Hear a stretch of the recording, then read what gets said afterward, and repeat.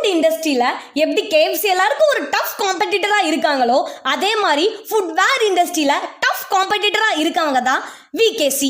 ஆனா இந்த பிராண்ட் ஒரு உட்டன் கம்பெனில இருந்து தான் ஸ்டார்ட் ஆச்சுன்னு சொன்னா உங்களால நம்ப முடியுமா? ஆமா, கேரளாவை சேர்ந்த Mohammed Koya and his two friends started one wooden factory and supply material to match box factory. 3 பேரோட நேம்ல ஃபர்ஸ்ட் லெட்டர்லாம் சேர்ந்து தான் விகேசின்னு நேம் வைக்கிறாங்க. அண்ட் பேக்கப்க்கு இன்னொரு பிசினஸ் இருந்தா நல்லா இருக்குமே அப்படின்னு திங்க் பண்ணவங்க ஒரு ஃபுட்வேர் இண்டஸ்ட்ரி ஸ்டார்ட் பண்றாங்க. அண்ட் அப்போ கேரளால ஹவாய் ஸ்லிப்பர்ஸ் தான் ரொம்ப ஃபேமஸ். ஸோ அதை பெஸ்ட் குவாலிட்டியில் கொடுத்த விகேசியும் கேரளால ஃபேமஸ் ஆகுறாங்க. தென் ட்ரெண்ட்ஸ் அண்ட் டெக்னாலஜிக்கு ஏற்ற மாதிரி they launch the modern slippers in PVC and PU slippers. அதை இந்தியன் பிராண்டா மாற்றணும்னு நினைச்சவங்க வாக்கரு, ப்ளூ டைகா, விகேசி ட்ரெண்ட்ஸ், விகேசி ஜூனியர்ஸ்ங்கிற மாதிரி சப் பிராண்ட்ஸ் எல்லாம் லான்ச் பண்றாங்க. தென் நினைச்ச மாதிரி ஒரு நேஷனல் பிராண்டாவும் மாறுறாங்க.